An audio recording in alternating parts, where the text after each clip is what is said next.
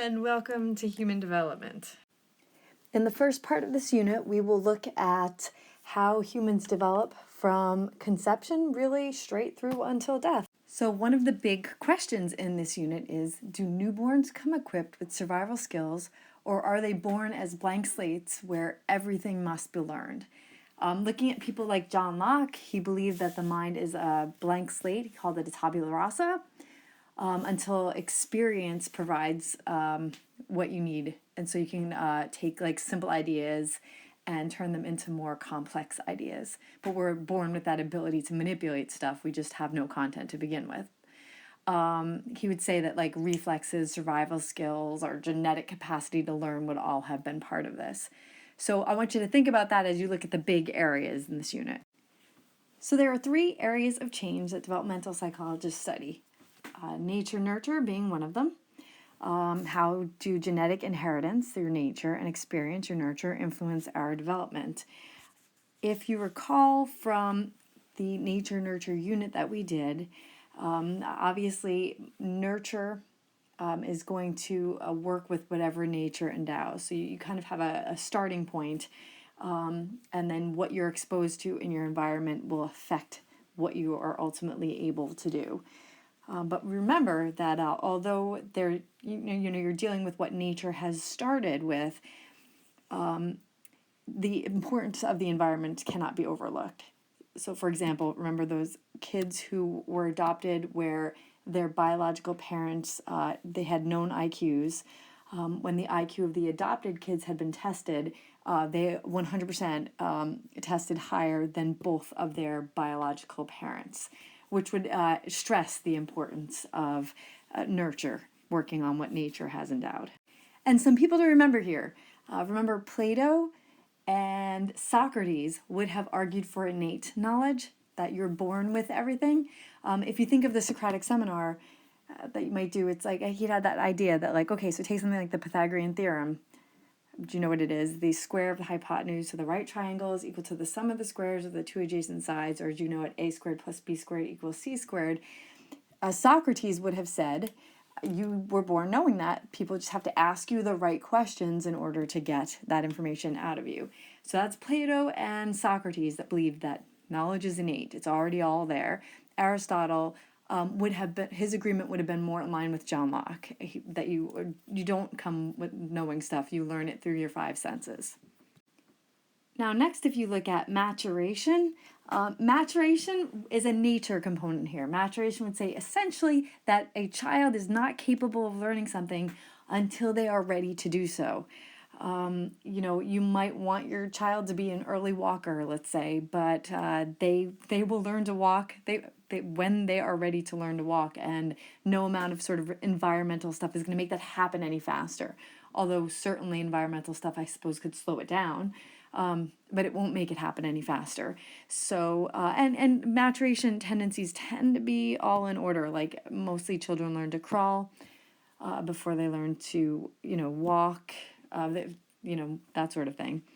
So that is like that is like a kind of biological readiness is what that would be. And these are inborn. And next you have critical periods. Critical periods is that period of special sensitivity to certain types of stimuli that shapes our capacity for future development. So remember talking about language development, how all babies babble. All babies babble in sounds made in all languages, even ones like if they are deaf or have deaf parents, they will still babble in all sounds. And at a certain point, they drop off any sounds that they have not been exposed to. Now, as a result, later on, it will be almost impossible for them to hear these sounds perfectly, or speak those sounds as though they were native.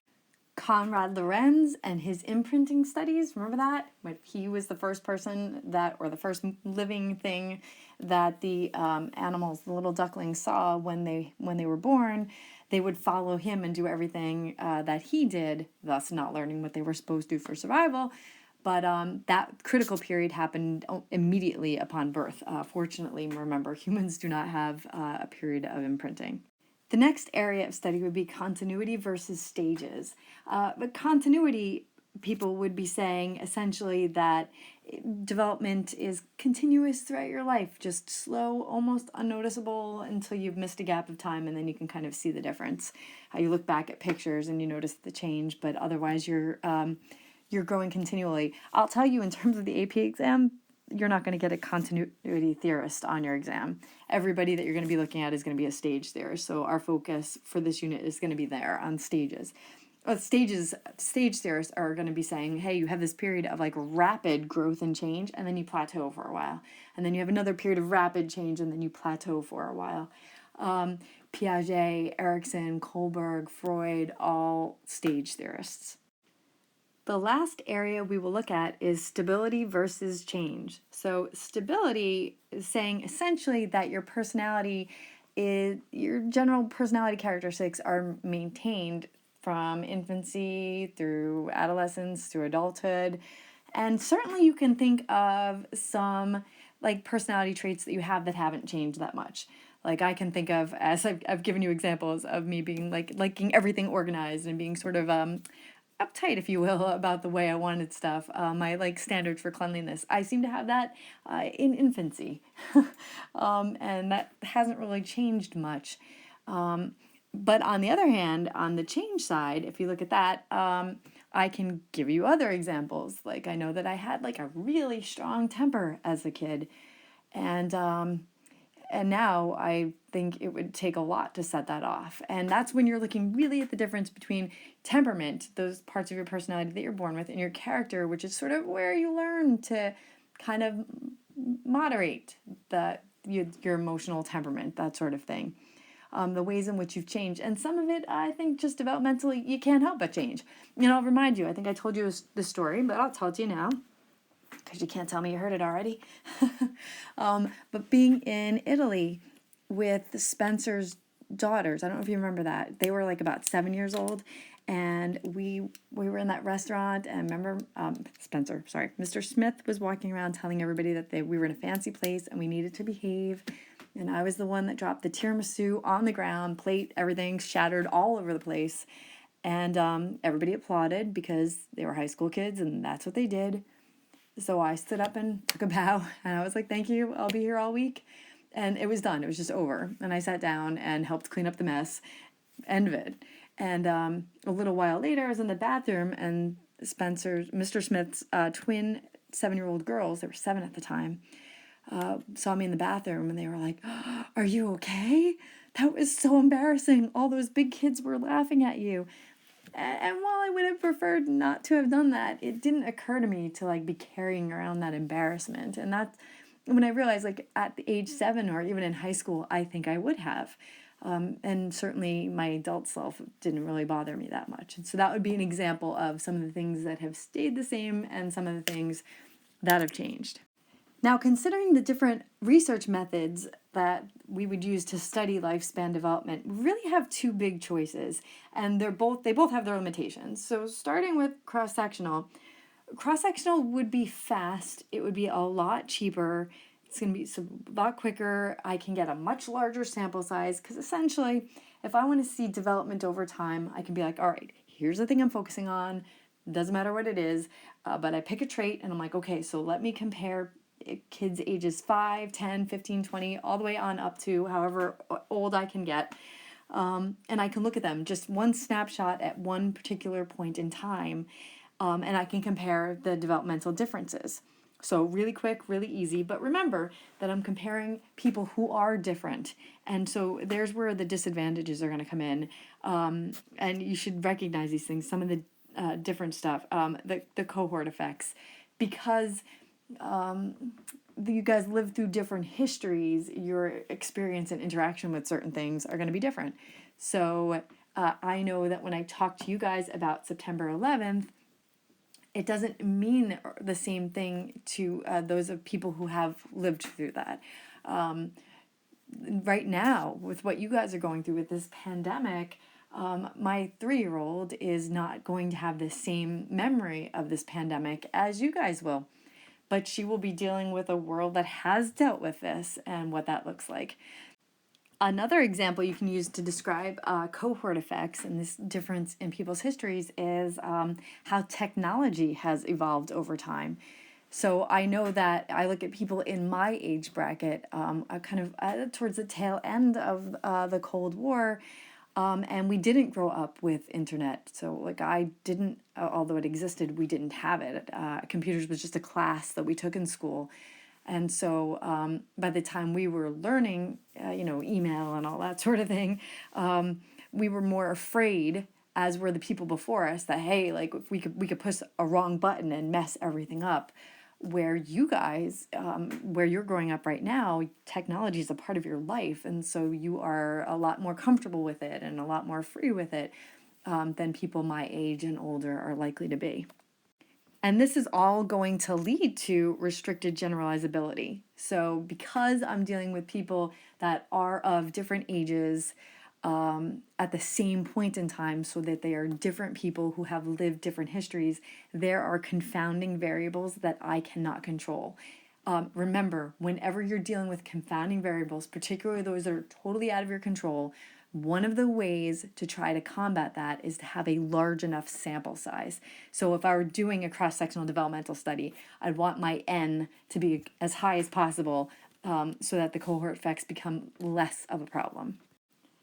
Now, the next method to use for studying lifespan development would be the longitudinal method. And so that's where you're looking at one group of people from, whatever age, straight through their entire life. Obviously, that's going to be impractical in a lot of ways. You're going to get a lot of information because everybody in your study will have had the same cohorts. So they have the same basic history, and to the extent that that can be controlled. But the experimenter is not necessarily going to be able to complete that study because of their own lifespan. So obviously the longitudinal method might be used on animals that have shorter lifespans. That's easier. But this is a lot more expensive. It's a lot more time consuming. The biggest one that you should know about would be Terman's study. So let me remind you of that right here. Remember Terman's longitudinal study on giftedness. So as a point of review, remember Terman was trying to dispel all the myths regarding the gifted person, that they had no social skills, no ability to make friends, no common sense, that sort of thing. And so he tested people, he determined gifted as an IQ of 140 or higher. And then he got a group of kids that tested in this range, and he followed them for a long period of time, well into adulthood, and determined actually that that those myths were largely wrong. That in many ways they were much like their non-gifted, intellectually gifted peers. Okay, so let's begin with what development looks like. Starting with prenatal development, I want you to know that this is not a picture of me. It is also not a picture of anyone I know. I found it online. But it's pretty amazing what they could see before people are born now.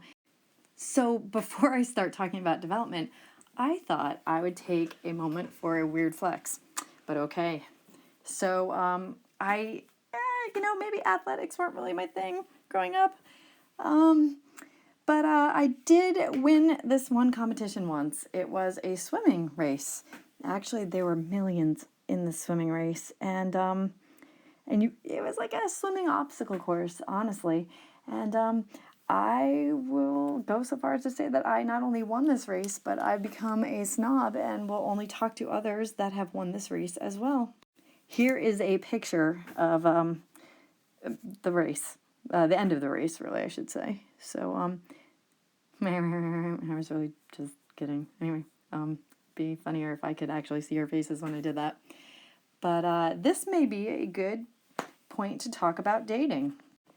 So if you think back to your health class with Mr. Polio, those binders, I don't know if he had more than one. I've never actually seen it, where he shows you about how many sperm males produce in a lifetime versus how many eggs females will produce in their lifetime. The numbers are enormously different. One, males are going to be producing sperm from the time they hit puberty straight on just millions of them, producing them all the time. And women are already born with a finite number of eggs. And only about 1 in 5,000 will ever mature enough and be released. Again, a man, by contrast, is going to be producing sperm starting puberty straight on out. So there is a biological difference in the way males and females can view dating habits. Now, this is not an excuse for anything at all. Socializing sort of aside, males are biologically able to view dating in less permanent terms, because if a female wants to have a child, there's a limited opportunity. There's a limited window. There's a critical period for that. There's a limited window in which this can happen, and it takes a certain amount of time for the whole thing to take place, where a single male could have substantially more children than a female could. Okay, so you're going to want to remember the stages of development here. So an easy way to remember it is GEF, G-E-F, germinal, embryonic, and then fetal. So during the germinal period, you have a zygote. Most of the zygotes are not going to survive. Fewer than half will. They'll enter a 2-week period of rapid cell division. For the first week, the cells are developing sort of into identical duplicates.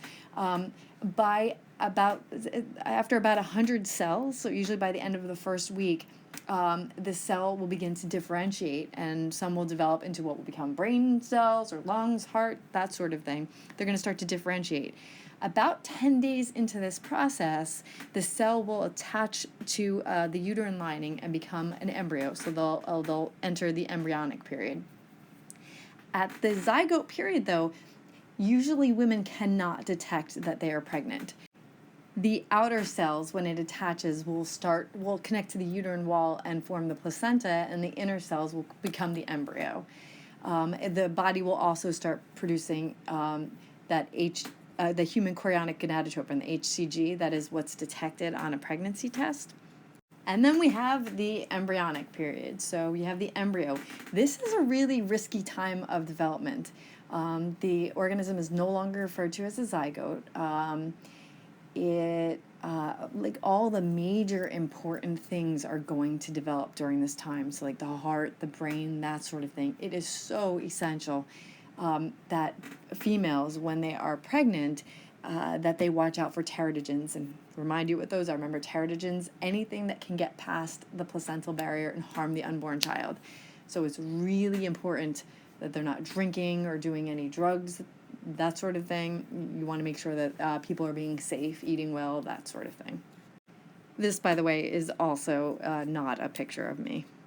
And then during the fetal period, you have a fetus. The baby will continue to develop. And they start to look more human, actually. After about 6 months, a fetus that is born prematurely may survive.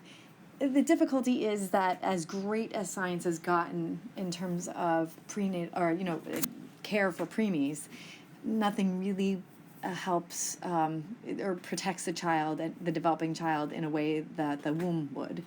Science has not been able to completely replicate that. And so there's that kind of line of 24 weeks, where children born before 24 weeks don't typically survive.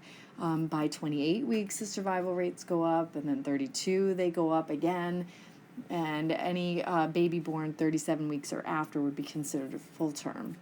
Now, kind of giving you an idea of what that's like, I can use the example of 2 different friends. I had one friend with an incompetent cervix. She was not aware of it, and her child was born before that 24-week mark.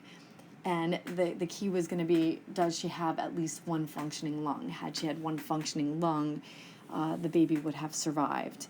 But the baby did not have a functioning lung, which meant that the baby did not survive. It was just heartbreaking.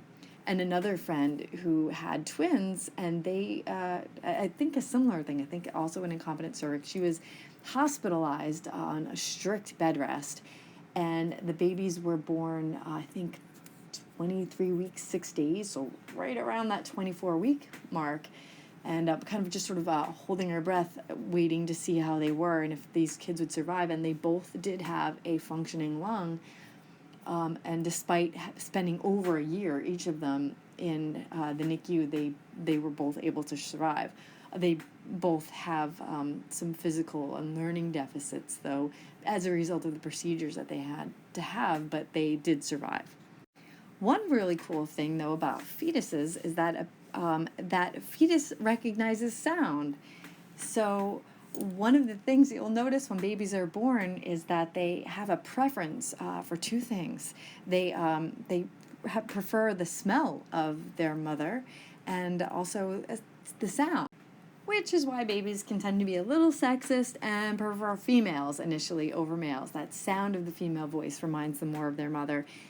Understand this, that just because babies recognize sound does not mean that they're going to learn things before they're born. They're not capable of that sort of thing. But they are capable of building classically conditioned associations. So I can give you an example.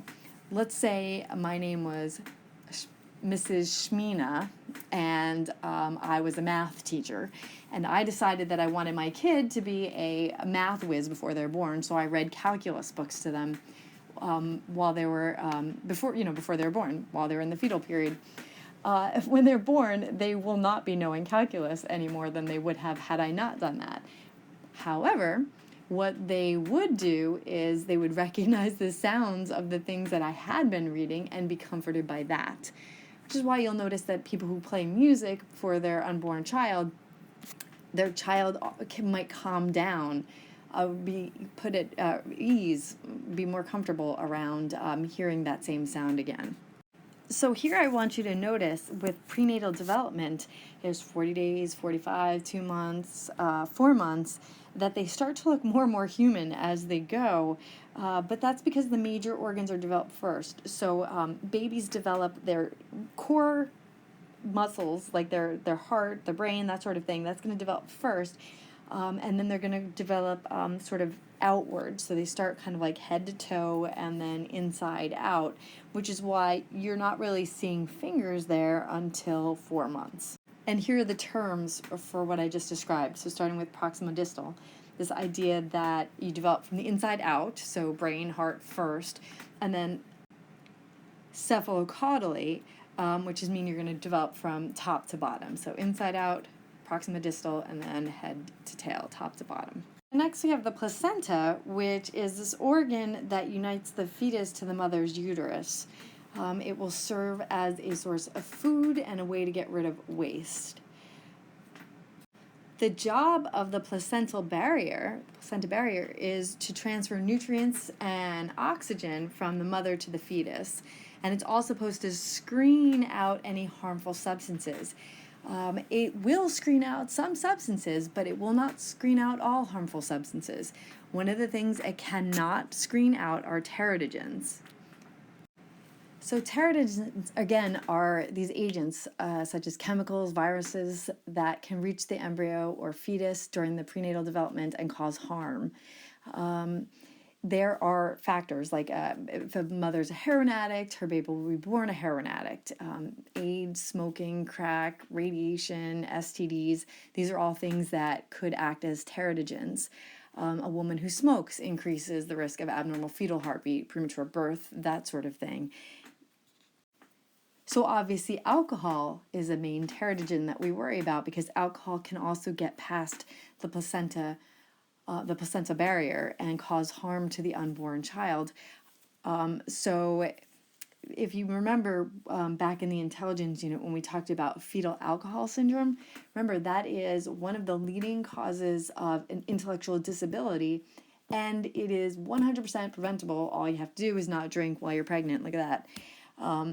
But if somebody does have fetal alcohol syndrome, and remember, we don't actually know the amount of alcohol that would cause fetal alcohol syndrome. What we do know is that if you're consuming alcohol while you're pregnant, you don't actually know, even if your child seems completely normal, you don't actually know the ways in which you may have affected their development. So those are the types of things it's better to abstain from. But if you look at the facial features of somebody with fetal alcohol syndrome, You'll notice a couple things as compared to the face of somebody who has not been born with that sort of thing. One of the things you'll notice is this flattening of the nasal bridge right here, which tends to make the eyes look more wide set, although they're not. The nasal bridge will do that. You'll see a flattened mid-face right there. You'll see sometimes a shorter chin. You'll see a thin upper lip. This indistinct philtrum, which you guys sometimes call the booger gutter, doesn't seem to be there at all. You'll see abnormalities of the ears. And one of the things you'll see is like right in the corner of the eyes is that like kind of skin covering the pink of the eye, which is known as epicanthal folding. And here are some examples of what that could look like. And then the question, are newborns completely helpless at birth? Obviously, yes. If you leave them on their own, they will not survive.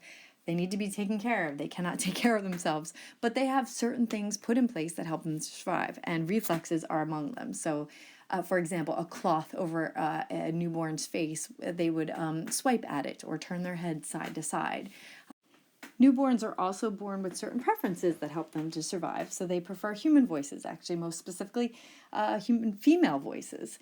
And images that look more like a face is another thing that they prefer. So if you notice the picture here, an infant is more likely to stare at it than this one, because this one resembles more of a face. They prefer the smell, the sound of their mother. And for a quick review of those reflexes, I'll remind you of each one if I can. So starting with this one here, remember the rooting, which also goes with the sucking reflex. Those are two separate reflexes. The rooting, when you stimulate the cheek on a newborn, they will turn towards the stimulus, usually to begin sucking. The sucking reflex is there for survival because that is how they are going to eat. All right, so now if you look at this one, remember that is the Babinski or the plantar reflex. So if you stimulate, like right here, the lateral aspect of a child's foot, an infant's foot, they will bend their big toe back and fan out the other little toes. So that's the Babinski or the plantar. This one is the Moreau. Remember, if a child hears a loud noise or has a stimulus, a sudden stimulus as though they are dropping, they will throw their head back and their arms out and open their fingers like that. That is the Moreau. It's also called the startle reflex. This has nothing to do with preventing falling. This has everything to do in response to feeling like you're falling backwards or a loud noise. This one here, remember, is the tonic neck, which sometimes people think of as the fencing reflex. The child's head will, if you turn the child's head in one direction, their limbs on that side will extend, and they will retract on the other side. But they will move a bit. They won't hold that position. They'll come in and out of it. But you'll see the asymmetry from left to right. Here you would have the Gallant reflex, where you stimulate the torso on an infant and they will move their legs and their arms towards the stimulus. That's the Gallant. That's the one that kind of looks like the merengue. This one's the step reflex. That's where parents think their kids are already trying to walk, even though they're not. So if they hold their child up and the child feels something, like a table or something underneath their feet, the child will start retracting their feet. They're not actually trying to walk. That's just a reflex. And then you have over here John Watson and Rosalie Rayner. You should remember them from classical conditioning of phobias. Remember little Albert? So you'll see what they're doing with the baby there is they're testing the grasp reflex. This was printed, I think, in the New York Times. I don't remember. But they're holding the baby. They'll hold on to like a little finger or your hair or something, and they can't really let go. That's a reflex, and this one is absolutely to prevent them from falling. So that goes back to sort of evolutionary times, would explain why that one exists there. They do it with their toes, they do it with their fingers, again, to prevent from falling, and the kid is probably in a great amount of distress. You're not seeing the kid's face in this photo, so if we were to look at the other side, the kid is probably screaming his face off. And then another thing that infants do is that they demonstrate habituation. So habituation is a decreasing responsiveness with repeated stimulation. So essentially, If a child has seen something a lot, like they've seen their mother a lot or their father or siblings or whatever a lot, they become bored with that and they will spend more time staring at things that are novel. Granted, they're going to be comforted by the things that they're used to, but the things that are novel, they will look at more. This is where you have those awkward situations where you're, at a diner or in a grocery store and some little baby is like staring at you and smiling and like whatever and all looking all excited. And the mom says, "Oh my God, what a flirt. Like they're flirting with you." No, they're not flirting. This is their way of saying that they don't know you. They haven't seen you before. And you might think that's funny, but the truth of it is you guys do that as well. So if a new kid were to come into our class and start answering questions, you guys would absolutely turn and look in their direction as a moment to kind of like take in the new person. The people that have been in your class and have been in your classes for years, when they're answering questions, you may or may not look in their direction. So you're all guilty of it too. Here's just an example of how much time an infant will spend looking at familiar stimuli versus novel stimuli. All right, moving on to infancy and childhood. This, by the way, is a picture of me. It's not a very good one. Can't really see me all that well in that picture, but it's a pretty cool hat I'm wearing, and it's a pretty great shot of my dad's legs, so there I have that. Welcome to the 70s. As far as the brain when an infant is born, they are born with a full quota of brain cells, but these neural networks are immature. And experience will kind of help with pruning them. They will, as certain areas develop more fully, they're going to develop new cognitive abilities, new physical abilities, walking and talking, that sort of thing. And synaptic pruning will begin to happen at an early age, where anything that's kind of not used will be cleaned up by the glial cells. Again, I remind you of language, not being able to make sounds that you haven't been exposed to early on. Synaptic pruning is what's going to cause our ability to make those sounds and hear those sounds like a native speaker would disappear. And I'll remind you of the myelination. Remember, not all neurons are myelinated. That's that fatty tissue coating the axons. It increases the speed of neural impulses. Because remember, the ions only have to transmit at the nodes of Ranvier. It provides nourishment, protection, that sort of thing. But the neurons, the axons, are not myelinated. Even in myelinated axons, it takes time. And it really takes until close to about age 10 before a child's axons are fully myelinated, which is why you'll see that clumsy stuff where you take a young kid and 3 or 4 years old and you try to play catch with them and you throw like some soft thing, like some pillow or something in their direction, and it hits their face, falls to the floor, and then they close their hands. It's not because they are awful at that task. It's just because their neurons are not going that fast. They're not able to control them that fast because the axons are not yet myelinated. When they are myelinated, they'll begin to move that much more quickly. So a child, when they develop, they start with reflexes and then eventually gain control over certain movements and certain, like in terms of muscle movements, speech, lifting their head, rolling over, that sort of thing. And biological maturation is the rapid development of the cerebellum. Remember, back of the head, balance and coordination. Cerebellum, I'll remind you, is what's being tested in roadside tests of sobriety cerebellum. The rapid development there will cause them to be ready to do certain types of tasks. And some of these examples are coordination, strength, posture control, balance, perceptual skills. Little kids even trying to do like big fat Legos, that's a hard thing for them to do until they're ready for it. Holding up their posture, you'll see that some of them W sit because they have a weaker core because they're not quite ready for that sort of thing yet. So when a child is born, when you look at their extra perceptive senses, children are really good babies. They're from birth. They're really good at smelling a lot of different odors. They're good at distinguishing between certain types of tastes. They have a great sense of pain and touch. But vision and hearing are a little bit later. So hearing, infants do hear quite well at birth.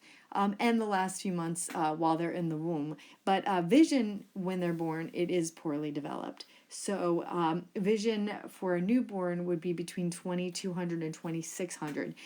For reference, 2200 is the point at which somebody would be classified as legally blind. So infants are essentially legally blind. Beyond that, they are also not seeing color because their rods develop before their cones.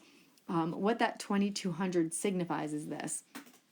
If they say I have 20/20 vision, it means that from 20 feet away from something, the level of detail I can see is the same as if a normal sighted person is also standing 20 feet away.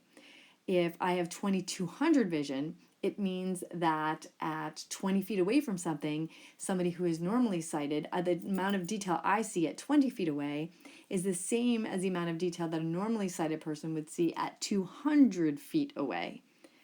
So a child's vision is quite poor. Again, they can see black, white, shades of gray. The first color that they ultimately start to see is red. So those pastel baby rooms and that sort of thing, that's more for the parents at first because the child's not going to be noticing that right away. What is kind of cool is the distance a child can see is if you're holding a child kind of in the crook of your arms there, they can see from about the elbow to your face. That's how close they need to be to get that kind of detail, and that's the way babies are typically held. So they're looking for faces, and at that range, they can see your face. And once again, maturation. Remember, biological readiness.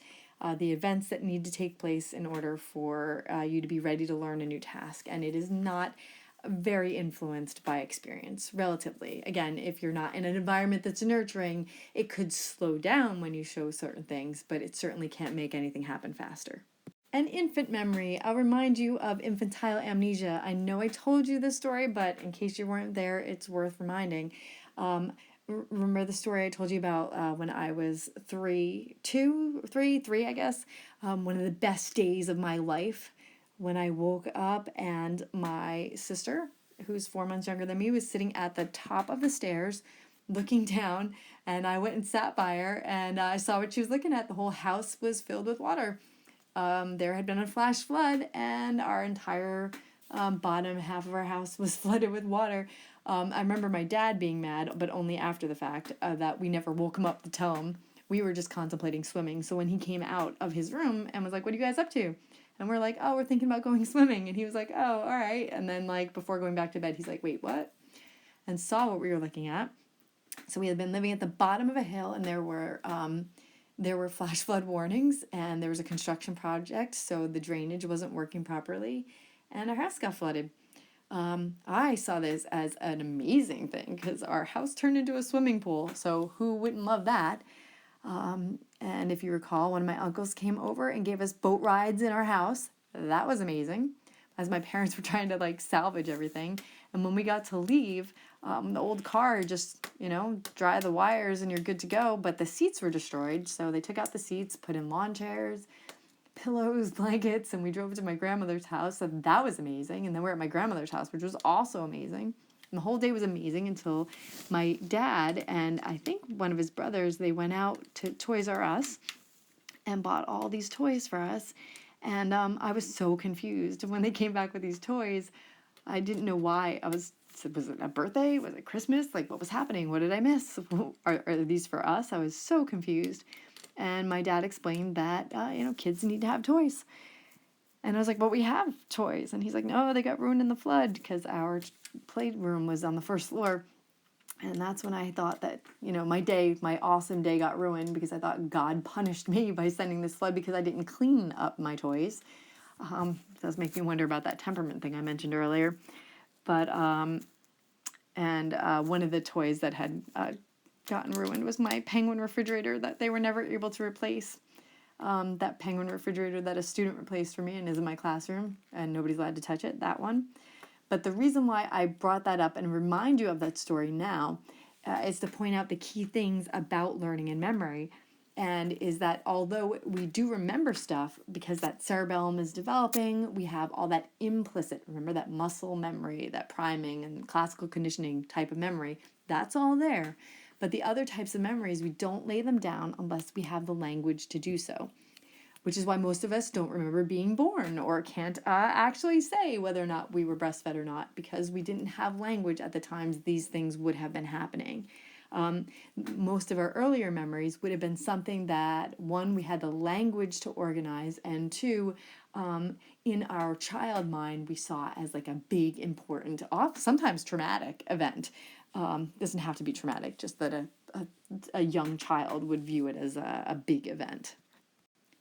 And moving on then to adolescence. This actually is a picture of me and some of my friends as teenagers. Will not tell you which one I am, except that bangs did not work for me. So how do we define adolescence? Well, adolescence would begin with puberty, and roughly it ends with independent living. So mostly we say like you're in adolescence if you are a teenager, right? But technically, based on this definition, if you stay living at home with your parental figures, parents or guardians, then you could be an adolescent into your 40s or 50s if you wanted to be. Other important things about adolescence, though, it is a tumultuous time. It's interesting because, you have that when you're young and you hit like that 2-year-old stage, which really I kind of feel like is more 3, where the kid starts to fight back. They want to exert their independence. They test their boundaries and their limits. And then they learn how to behave and what's expected of them. And they're good for a while. And then when you hit adolescence, things change. There's the hormonal shift, there's a shift in expectations. And then there's the tendency to kind of fight with or have conflict with the people who are taking care of you, parents, guardians, and sometimes in some cases even teachers, whomever. And the thing about it is, for as difficult as that can be, it is actually developmentally appropriate to have these conflicts, and it isn't fun. I remember actually in my 20s, I had a piano recital, and my parents had gone, and afterwards we went out to eat. And I was talking to my parents. I said, I was thinking about some of the things I did in my teenage years, and I'm sorry about that. I think I was a jerk. And my dad said, don't worry about it. Why even thinking about that? It's developmentally appropriate. This is what happens. And my mom was like, yeah, you should say sorry. You were awful. I think maybe they were both right. But here's the real thing.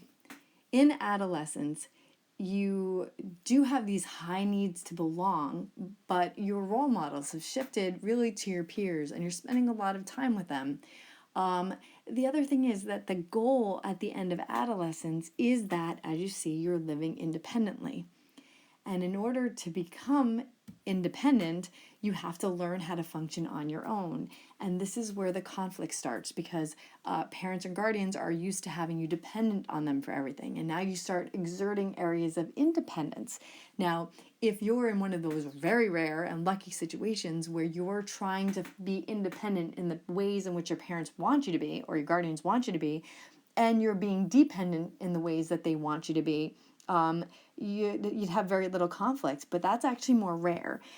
Typically, your parents and guardians want you to develop into an independent human being, independent functioning human being, and yet they still want you to be dependent, and you're not actually capable of doing things all on your own and living on your own and being as independent as you think. You are dependent on them. And so there's a push-pull where you're exerting your independence and where they want you to exert your independence, and that sort of back and forth is going to cause some conflicts. But at the end of that, you'll notice it settles out, and relationships will find a new norm, but often like a new sort of happy norm. Now, I don't know how much of this I really need to go over with you, because I do feel like polio has probably taken care of it. But, we have puberty right here, end of childhood, and it's where you become capable of reproduction. You develop sex characteristics. So you'll often during this time have a growth spurt. You see these changes, this rapid increase in height, weight, that sort of thing. You'll develop primary sexual characteristics. Those are going to be the ones directly linked to reproduction. And your secondary sex characteristics, which are going to be non-reproductive traits, like breasts, that sort of thing. And then here you have menarche and spermarche, the onset of, menstruation, the first ejaculation, that sort of thing. This all is part of adolescence as well. And I'll move on then to middle age. Middle age, you have menopause happening in middle age. It typically occurs between the ages of 45 or 55, although you can see with some people earlier, for sure, that can happen. Men don't tend to experience the same extreme changes in their body, but it can be a difficult time of life as you're adjusting from one set of norms to a new set of norms. Some of the problems that people develop here, aside from like gaining weight and gray hair or that sort of thing, it would often is a result of social changes. So the problems that the people have are typically socially related, not physically related. And like I said, just adjusting to a new set of expectations. And I'm not going to spend too much time talking about this because I feel like we probably have a good handle on this too, late adulthood. Two things, though, I do want to point out. Ageism, this prejudice or discrimination based upon one's age. I don't know if I'm just overly sensitive to it or something, but I even get sometimes upset with the whole like celebrating 100 days of school by dressing up as an old person, because I watch the kids that dress up as though they're 100 years old. I watch their posture change, and then they pull out the gray hair, and my hair went gray when I was a teenager. Like, that's not fun for me to have that associated with 100 years old, and the glasses, the posture, that sort of thing. I think we're not really teaching them to be respectful of people who are older with that. And some things with memory and age. So memory, remember, going back to the intelligence unit, remember we had Spearman's G, a G for general intelligence, and your general intelligence should affect all areas of your life. And remember, it was Cattell that broke that down. He believed in intelligence as a single factor. He accepted Spearman's G, but he broke it down into fluid and crystallized intelligence. And fluid intelligence, that speed of processing, how rapidly you can recall something or learn something new, that sort of thing, that does decline as you get older. And you'll notice that crystallized intelligence increases as you get older. So in late adulthood, you're going to have really sort of your best working knowledge of things that you've spent your life looking at. So even if I were to compare, say, your age as high school students to mine, although I'm not in late adulthood, you'll notice a few things. One, if we were to take a psychology test, let's say maybe an AP exam, who knows, you might finish it faster than I would. And that is sort of a gift of youth. You will process everything faster.